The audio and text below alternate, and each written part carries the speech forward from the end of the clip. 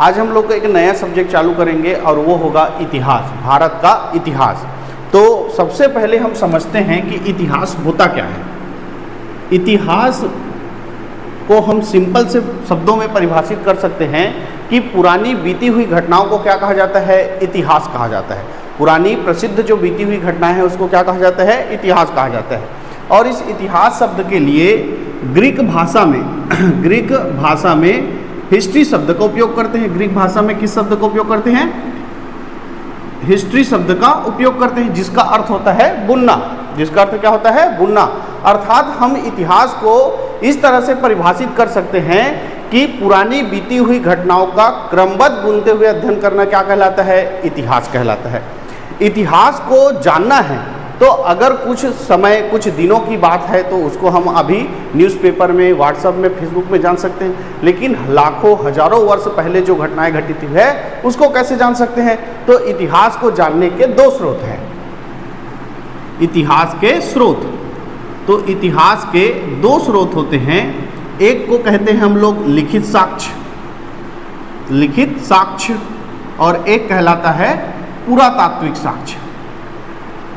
पुरातात्विक साक्ष्य, लिखित साक्ष्य और पुरातात्विक साक्ष्य, है ना। लिखित साक्ष्य को ही साहित्यिक साक्ष्य भी बोलते हैं।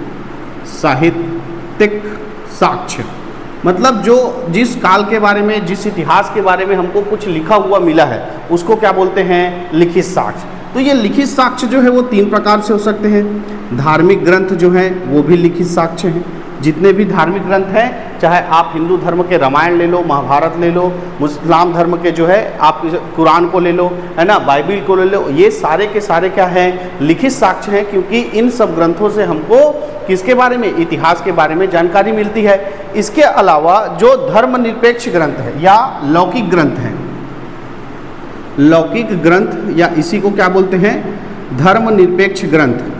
धर्मनिरपेक्ष ग्रंथ जैसे कौटिल्य हुए, उन्होंने अर्थशास्त्र लिखा जो कि किसी धर्म से संबंधित नहीं है, लेकिन वो एक ग्रंथ है जिसके बारे में हमको, जिससे हमको इतिहास के बारे में जानकारी मिलती है। ठीक है। इसके अलावा जो विशाखदत्त है उसका मुद्रा राक्षस है ना। ऐसे बहुत सारे लेखक हुए हैं जिनके ग्रंथों से हमको इतिहास के बारे में जानकारी मिलती है। तो वो कैसे होगा, लौकिक साक्ष्य या लौकिक ग्रंथ या धर्मनिरपेक्ष ग्रंथ हो गए। तीसरा होता है यात्रा वृतांत। यात्रा वृतांत क्या होता है कि भारत के इतिहास के पन्नों में ऐसे हमको कई विदेशी यात्री देखने को मिलते हैं जो भारत में घूमने आए थे, है ना। तो उन्होंने अपने संपूर्ण यात्रा को किसी न किसी ग्रंथ में लिखा हुआ है। तो उस समय का भारत कैसे था, ऐसा उनको हम इतिहास के पन्नों में कैसे था, ये जानकारी हमको उन यात्रियों के ग्रंथों में मिल जाता है। तो ये तीसरा जानकारी है, तीसरा रूप है किसका, लिखित साक्ष्य का, कि हमको लिखित साक्ष्य के रूप में ये इतिहास के बारे में जानकारी इन तीनों चीज़ों से मिल सकता है। अगर हम बात करें पुरातात्विक साक्ष्य की, तो पुरातात्विक साक्ष्य के अंतर्गत आएंगे सिक्के, भवन, स्मारक, अभिलेख, है ना, ये मृत भांड, ये सारे जो चीज़ है जिससे हमको इतिहास के बारे में जानकारी मिलती है, उन चीज़ों को ही क्या कहा जाता है, पुरातात्विक साक्ष्य कहा जाता है। तो हम इतिहास को इन दो चीज़ों से, लिखित साक्ष्य से और पुरातात्विक साक्ष्य से जान सकते हैं। और इन्हीं साक्ष्यों के आधार पर इतिहास को तीन भाग में बांटा गया है। साक्ष्यों के आधार पर इतिहास को कितने भाग में बांटा गया है, तीन भाग में बांटा गया है। इतिहास के प्रकार, इन साक्ष्यों के आधार पर इतिहास को कितने भाग में बांटा गया है, तीन भाग में बांटा गया है। पहला कहलाता है प्रागैतिहासिक काल, प्रागैतिहासिक काल, ठीक है। दूसरा कहलाता है आदिऐतिहासिक काल, दूसरा कहलाता है आदिऐतिहासिक काल, और तीसरा कहलाता है ऐतिहासिक काल। तीसरा क्या कहलाता है, ऐतिहासिक काल। तो इन साक्ष्यों के आधार पर हम इतिहास को तीन भागों में बांट सकते हैं, प्रागैतिहासिक काल, आदिऐतिहासिक काल और ऐतिहासिक काल। अब ये है कि किसको कहेंगे प्रागैतिहासिक काल, किसको कहेंगे आदिऐतिहासिक काल और किसको कहेंगे ऐतिहासिक काल। तो इतिहास के पन्ने का वह समय, इतिहास के पन्ने का वह समय जिसका केवल पुरातात्विक साक्ष्य मिला है, जिसका केवल क्या मिला है, पुरातात्विक साक्ष्य मिला है, कोई भी लिखित साक्ष्य नहीं मिला है। उस काल में कैसे थे, कोई ग्रंथ, किसी भी ग्रंथ की लिखित साक्ष्य के रूप में हमको जानकारी नहीं मिलती है। तो वो जो काल है वो क्या कहलाता है, प्रागैतिहासिक काल। ऐसा काल जिसमें हमको केवल पुरातात्विक साक्ष्य मिला है, लिखित साक्ष्य नहीं मिला है, वो क्या कहलाता है? प्राग ऐतिहासिक काल कहलाता है। वही इतिहास के पन्ने का वह समय जिसका पुरातात्विक साक्ष्य भी है, लिखित साक्ष्य भी है, और लिखित साक्ष्य को हम क्या कर सकते हैं? पढ़ नहीं सकते हैं, लिखित साक्ष्य को हम पढ़ नहीं सकते हैं। ऐसा काल क्या कहलाता है? आदि ऐतिहासिक काल कहलाता है। ठीक है, तो ऐसा काल जिसका पुरातात्विक साक्ष्य है और लिखित साक्ष्य है, लेकिन हम लिखित साक्ष्य को अभी तक पढ़ नहीं सके हैं, तो वो काल क्या कहलाता है? आदि ऐतिहासिक काल कहलाता है।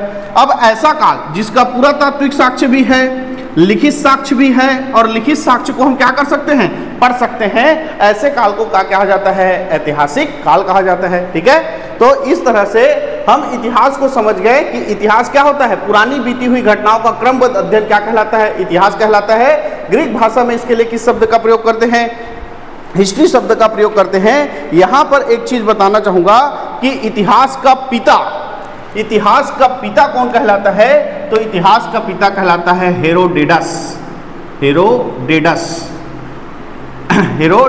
हेरोडेटस को इतिहास का, हिस्ट्री का, है ना, क्या कहा जाता है? फादर ऑफ हिस्ट्री, हिस्ट्री का जनक कहा जाता है किसको? हेरोडेटस को, है ना। और इस हिस्ट्री के जानने के दो तरीके, इतिहास को जानने के दो तरीके हैं। या तो कोई चीज मिला हो जिसको हम लोग पुरातात्विक साक्ष्य कहते हैं, या उस इतिहास के बारे में कुछ लिखा हो जिसको हम लोग लिखित साक्ष्य या कहते हैं साहित्यिक साक्ष्य। और इन्हीं साक्ष्यों के आधार पर इतिहास को तीन भाग में बांटेंगे। प्राग ऐतिहासिक काल जिसका पुरातात्विक साक्ष्य है, लिखित साक्ष्य नहीं है। आदि ऐतिहासिक काल जिसका पुरातात्विक साक्ष्य और लिखित साक्ष्य दोनों है, लेकिन लिखित साक्ष्य को हम पढ़ नहीं सकते। और ऐसा काल जिसका पुरातात्विक साक्ष्य भी और लिखित साक्ष्य भी है और लिखित साक्ष्य को हम पढ़ सकते हैं, वो क्या कहलाता है? ऐतिहासिक काल कहलाता है। अब हम पूरा इतिहास को जानेंगे, तो इतिहास को जानेंगे जैसे आप इतिहास में अपने ही जीवन में देख लो कि आपके इतिहास को अगर आप देखते हो तो बताओगे कि इस सन में आपका जन्म हुआ, इस स्थान पे आपका जन्म हुआ, इतने सन में आपने 12वीं पास किया, ऐसे। तो आपको इतिहास के लिए एक समय काल की जरूरत होती है। और इतिहास में जब हम काल पढ़ेंगे तो दो प्रकार से आपको काल देखने को मिलेगा। एक होगा ईसा पूर्व और एक होगा ईस्वी। एक होगा ईसा पूर्व और एक होगा ईस्वी। ये जो पूरा इतिहास है ना, इसको लिखने वाले या इसको बनाने वाले थे ब्रिटिशर्स, अंग्रेज लोग, जो किस धर्म को मानते थे? ईसाई धर्म को मानते थे। या ये कह सकते हैं कि जो काल है, जो कैलेंडर जो चल रहा है, जिस पे हम लोग अभी चलते हैं, बात करते हैं, वो जो है वो इंग्लिश कैलेंडर है, जिसकी रचना ब्रिटिशर्स ने की है, ईसाई लोगों ने किया है। इसीलिए उन्होंने ईसा मसीह के जन्म के समय को 1 ईस्वी कहा, है ना, और वो फिर उसके आगे 2 ईस्वी, ऐसे चलते चलते आज हम लोग जो है 2024 ईस्वी, यानी कि कहाँ पे है? एडी। ईस्वी को ही क्या कहा जाता है? एडी कहा जाता है, एनो डोमिनी। क्या कहा जाता है? एनो डोमिनी। क्या तो ईसा मसीह के जन्म के पहले इतिहास नहीं था? तो उसके पहले के इतिहास को बताने के लिए किया जाता है 1 BC, या इसी को कहा जाता है 1 ईसा पूर्व। उनके जन्म के 100 साल पहले को क्या कहा जाएगा? 100 ईसा पूर्व या 100 BC कहा जाएगा। 100 ईसा पूर्व या क्या कहा जाएगा? 100 BC कहा जाएगा। तो इस तरह आप देख रहे हैं कि एडी जो है वो निश्चित क्रम में चलेगा, आपका सीधा सीधा क्रम में चलेगा। पहले 1 आएगा, फिर 2 आएगा, फिर 3 आएगा। लेकिन जो BC है, ईसा पूर्व है, वो उल्टा चलेगा, पहले 100 आएगा, बाद में 1 आएगा। क्लियर है? तो BC हमेशा उल्टे क्रम में चलेगा और एडी जो हमेशा सीधे क्रम में चलेगा। इन्हीं कालों के आधार पर अब हम भारत के इतिहास को पढ़ना चालू करेंगे। कहाँ से? प्राग ऐतिहासिक काल से। तो अब हम लेते हैं किसको? प्राग ऐतिहासिक काल को। तो अब हम बात करेंगे किसका? प्राग ऐतिहासिक काल का। प्राग ऐतिहासिक काल। प्राग ऐतिहासिक काल, अभी जैसे हमने बताया कि ऐसा काल जिसका पुरातात्विक साक्ष्य है, कोई भी लिखित साक्ष्य नहीं है, वो क्या कहलाएगा? प्राग ऐतिहासिक काल कहलाएगा। इस प्राग ऐतिहासिक काल में मनुष्य ने अपना इतना समय बिताया है कि इतना बड़ा है कि इसको 1 नहीं 2 नहीं, कितने भाग में बांटकर पढ़ेंगे?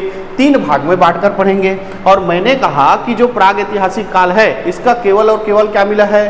पुरातात्विक साक्ष्य मिला है। और पुरातात्विक साक्ष्य के रूप में सारी जानकारी जो है पत्थरों से मिली है। इसीलिए इस प्राग ऐतिहासिक काल को ही क्या कहा जाता है? पाषाण काल कहा जाता है। क्या कहा जाता है? पाषाण काल कहा जाता है। तो सारी जानकारी पत्थरों से मिलने के कारण इस प्राग ऐतिहासिक काल को ही क्या कहा गया? पाषाण काल कहा गया। और इस पाषाण काल में मनुष्य ने अपना इतना लंबा समय व्यतीत किया है कि इसको 3 भाग में बांटकर पढ़ेंगे। पूर्व पाषाण काल, मध्य पाषाण काल, मध्य पाषाण काल और तीसरा पढ़ेंगे उत्तर या नवपाषाण काल, उत्तर या नवपाषाण काल। तो ऐसा ये इतिहास को हम प्राग ऐतिहासिक काल जिसको पाषाण काल कहा जाता है, इसको 3 भाग में बांट कर पढ़ेंगे, पूर्व पाषाण काल, मध्य पाषाण काल, उत्तर या नवपाषाण काल। ठीक है, चलिए अब एक एक करके पूरा तीनों का पोस्टमार्टम करते हैं कि किस काल में मनुष्य जो है वो किस प्रकार से रहता था या क्या क्या वहां पर साक्ष्य मिले हैं। पूर्व पाषाण काल में मनुष्य ने अपना सबसे लंबा समय व्यतीत किया है। तीनों काल में सबसे लंबा समय कहाँ बिताया है उसने? पूर्व पाषाण काल में बिताया है सबसे लंबा समय। इस समय मनुष्य जो है वो पूरा जंगली जीवन जीता था। जैसे जंगल में जानवर लोग जीते हैं वैसे ही जंगली जीवन जीता था। मनुष्य जो है जंगलों में रहता था और अपने भोजन के लिए, है ना, अपने भोजन के लिए, जैसे जानवर अपना भोजन कैसे करते हैं, या तो जंगल के जानवर जो है फल फूल खाएंगे, है ना, या तो क्या करेंगे, शिकार करेंगे, किसी और जानवर का क्या करेंगे, शिकार करेंगे। तो उसी तरह मनुष्य भी पूर्व पाषाण काल में क्या करता था, पूरा फल फूल पेड़ पौधों की पत्तियों इसी को खाकर जीवन जीता था। और साथ ही साथ जो है ये विभिन्न प्रकार के जानवरों का क्या करता था, शिकार करता था। अब शिकार करने के लिए क्या चाहिए, औजार चाहिए। तो इनके जो औजार है वो पत्थरों के बने होते थे। औजार जो है किसके बने होते थे, पत्थरों के बने होते थे। औजार जो है किसके बने होते थे, पत्थरों के बने होते थे, जिससे वो लोग क्या करते थे, शिकार करते थे, है ना। अब कभी क्या हुआ होगा, मनुष्य कैसे शिकार करता होगा, ये पत्थर लेता होगा और निशाना लगाता होगा किसी जानवर को, है ना। तो किसी दिन क्या हुआ होगा कि किसी जानवर को क्या लगाया, निशाना लगाए, जानवर इधर से निकल गया और ये पत्थर जाके पत्थर से क्या हो गया, टकरा गया। और जब पत्थर से पत्थर टकराता है तो क्या निकलता है, आग। और इसी तरह ही मनुष्य ने किसका खोज कर लिया, आग या चकमक का खोज कर लिया। आग या चकमक का खोज किस काल में हुआ है, तो पूर्व पाषाण काल में हुआ है। और यही मानव का क्या है, पहला खोज है। मानव का पहला खोज क्या है बोलेगा, तो मानव का पहला खोज जो है आग है या चकमक है ना। तो मनुष्य ने सबसे पहले किस चीज का खोज किया था, तो मनुष्य ने सबसे पहले जो है आग का खोज किया था। क्लियर है। इस पूर्व पाषाण काल के बारे में हमको जानकारी सबसे पहले मिलती है कहाँ से, तमिलनाडु के अतिपलवरम से। तमिलनाडु में एक शहर है जिसका नाम क्या है, अतिपलवरम। अतिपलवरम, ठीक है, ये कहाँ स्थित है, तमिलनाडु में स्थित है। तमिलनाडु के अतिपलवरम में 1863 में पहली बार रॉबर्ट ब्रूस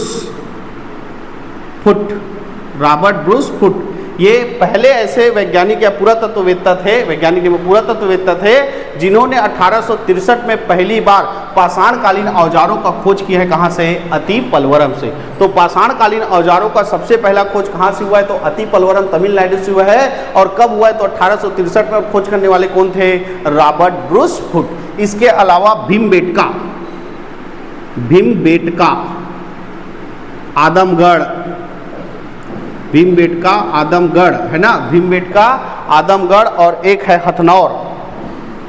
और ये तीनों कहाँ स्थित है, एमपी में। तीनों कहाँ स्थित है, मध्य प्रदेश में स्थित है। भीमबेटका, आदमगढ़ और हथनौर, जहाँ से हमको पूर्व पाषाणकालीन साक्ष्यों की क्या मिलती है, जानकारी मिलती है। ये जो भीमबेटका है यहाँ पर पूर्व पाषाण काल ही नहीं, मध्य पाषाण काल और उत्तर पाषाण काल के हमको चित्रकारी का साक्ष्य मिलता है। कहाँ से, भीमबेटका से। याद रखेंगे इसको अच्छे से कि कौन सा स्थान है जहाँ पर पूर्व पाषाण काल, मध्य पाषाण काल, उत्तर या नव पाषाण काल के चित्रकारी के साक्ष्य मिलते हैं, तो कौन सा है, भीमबेटका। कौन सा है, भीमबेटका। इसके अलावा आदमगढ़ में हमको पाषाणकालीन औजारों का साक्ष्य मिला है और हथनौर में हमको एक मानव खोपड़ी का साक्ष्य मिला है, जो किस काल का है, इसी पूर्व पाषाण काल का है। क्लियर है। आगे चलिए तो पूर्व पाषाण काल के बारे में इतनी जानकारी हमको होना चाहिए। आगे अब हम बात करेंगे किसका, मध्य पाषाण काल का। तो मध्य पाषाण काल में अभी भी जीवन कैसे था, जंगली। अभी भी जीवन कैसे था, जंगली जीवन था। अभी भी जंगली जीवन, जैसे पूर्व पाषाण काल में जी रहे थे वैसे ही मनुष्य अभी भी मध्य पाषाण काल में जी रहा है, जंगली जीवन जी रहा है। यानी भोजन के लिए अभी भी फल फूल पेड़ पौधों की पत्तियां, आपका शिकार पर ही क्या है,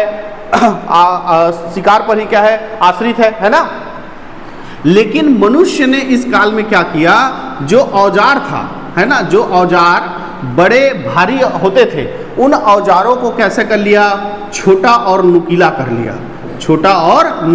लिया। देखे होंगे कि बड़े पत्थरों से हमको निशाने लगाने में क्या होता है, कठिनाई होता है, तो औजार को क्या कर लिया, छोटा कर दिया। देखा कि नुकीले औजार जो है जानवर को जल्दी क्या कर देता है, घायल कर देता है, उसको शिकार करने में आसानी हो जाती है, इसलिए औजार को क्या कर दिया, छोटा करने के साथ साथ नुकीला कर दिया।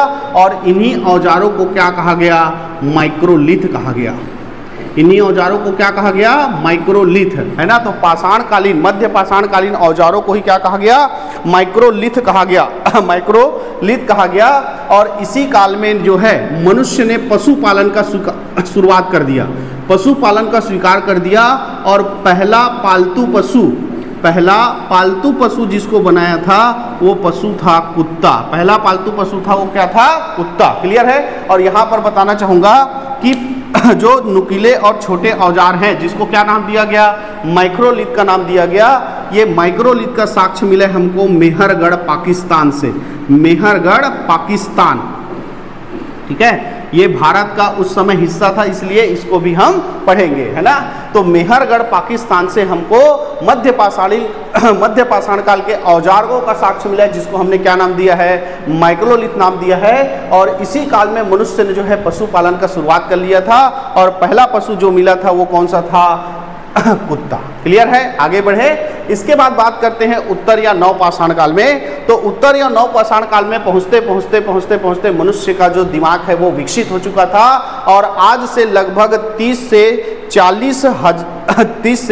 40 हजार वर्ष पहले, है ना, 30 से 40 हजार वर्ष पहले जो है ज्ञानी मानव का आगमन होता है ना। तो ज्ञानी मानव होमोसेपियन, जिसको होमोसेपियंस कहा जाता है, वो ज्ञानी मानव का आगमन किस काल में हुआ, तो उत्तर या नवपाषाण काल में हुआ। अब मनुष्य जो है उसमें बुद्धि का विकास हो गया।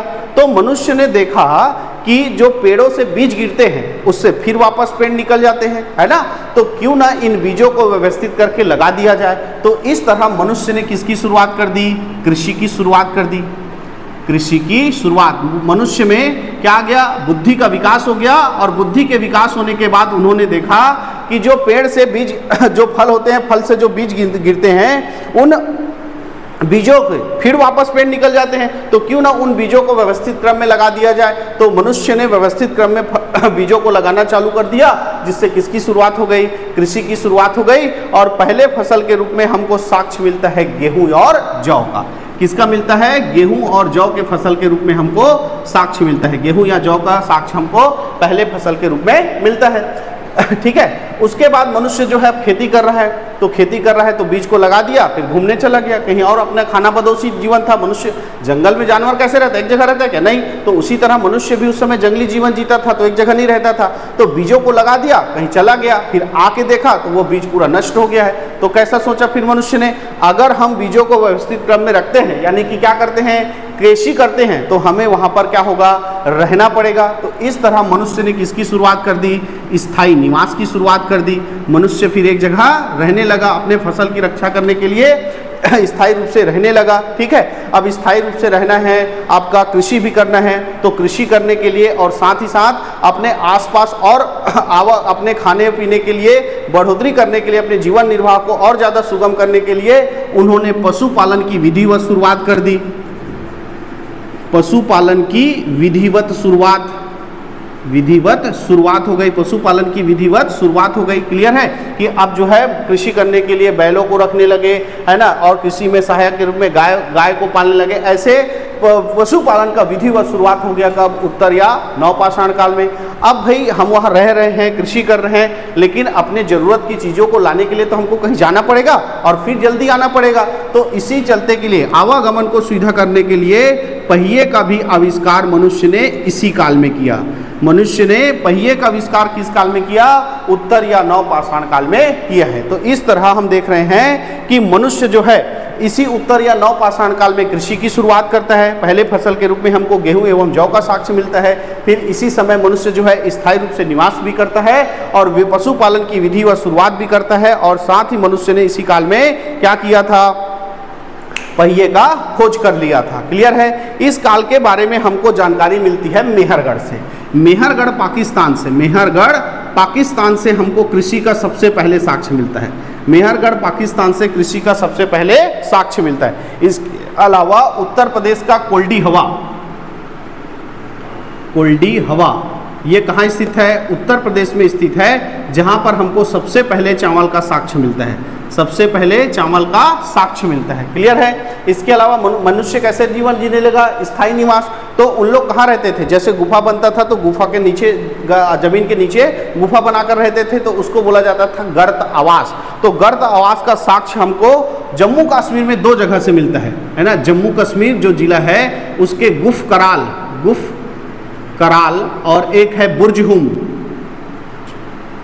हुम, ये 2 जगह है जहां को हमको गर्त आवास का साक्ष्य मिलता है, गर्त आवास का साक्ष्य मिलता है। इसके अलावा याद रखेंगे बिहार का चिरांद, बिहार में एक जगह है जिसका नाम क्या है? चिरांद। यहाँ पर हमको उत्तर या नवपाषाण काल में जानवरों के हड्डियों से बने, है ना, विशेषकर हिरण के सींग से बने औजार के क्या मिलते हैं? साक्ष्य मिलते हैं। तो जानवर के हड्डियों और औजार, है ना, जानवर के हड्डियों से और उनके सींगों से जो है विभिन्न प्रकार के औजार बनने चालू हो गए थे, जिसका साक्ष्य हमको कहाँ से मिलता है? बिहार के चिरांद से मिलता है। क्लियर है? तो मनुष्य इस तरह से क्या कर रहा था? अपना जीवन जी रहा था, पत्थरों के उपयोग करके अपना जीवन निर्वाह कर रहा था। इसी बीच लगभग 5000 बीसी में 5000 बीसी में मनुष्य ने एक धातु का खोज किया और उस धातु का नाम था तांबा। तो मनुष्य के द्वारा खोजा गया पहला धातु कौन सा है? तांबा। और इस तांबा से फिर वो औजार बनाने लगे, और पहला जो औजार बना था तांबा से वो था कुल्हाड़ी। वो कौन सा था? कुल्हाड़ी। और इस तरह मनुष्य जो है अब पत्थर के साथ साथ तांबे का भी उपयोग करने लगा। तो तांबे की खोज के बाद जो समय इतिहास का चला उसको बोलते हैं ताम्रपाषाण काल, क्योंकि मनुष्य तांबे, पत्थर के साथ साथ तांबे का भी उपयोग करने लगा, तो उस काल को क्या कहा जाता है? ताम्रपाषाण काल कहा जाता है। अब मनुष्य ने तांबे का खोज कर लिया, तो कुछ लोग जो है अब एक जगह रहने लगे, फिर कुछ दूरी में फिर कुछ लोग एक जगह रहने लगे। तो जब एक जगह कुछ लोग रहने लगते हैं तो उनका रहन सहन, खाने पीने का तरीका एक जैसे हो जाता है, और उसी को कहा जाता है संस्कृति। तो इस ताम्रपाषाण काल में 7 प्रकार की संस्कृति ने जन्म लिया, जिसमें से सबसे प्राचीन संस्कृति थी कायथा संस्कृति। इसी बस को याद रखेंगे, इंपॉर्टेंट है। कायथा संस्कृति ये सबसे प्राचीन संस्कृति है। कायथा संस्कृति जो है वो सबसे प्राचीन संस्कृति है। इसके बाद आहार संस्कृति, प्रभास संस्कृति, है ना, आपका मालवा संस्कृति, जोरबे संस्कृति, रंगपुर संस्कृति, ऐसे बहुत सारी संस्कृति ने इस काल में जन्म लिया, लेकिन सबसे प्राचीन संस्कृति जो थी वो कौन सी थी? कायथा संस्कृति। तो मनुष्य ने अब जो है पत्थर के साथ साथ तांबे का उपयोग करना चालू कर दिया, एक जगह जो है कस्बे टाइप में रहने लग गए, जिसको संस्कृति, सभ्यता कहा गया, और सबसे पुरानी संस्कृति के रूप में हमको कौन सा दिखाई देता है? कायथा संस्कृति। क्लियर है? तो आज हमने पूरा पाषाण काल या प्राग ऐतिहासिक काल को पढ़ लिया है, और इसके बाद हम बात करेंगे आदि ऐतिहासिक काल की। तो वो इस क्लास में ही, अगले क्लास में, तो अगले क्लास में निरंतर बने रहिए ताकि आप इतिहास के हर पन्नों को अच्छी तरह से जान सके। तो आज के लिए इतना ही, अगले क्लास में मिलते हैं।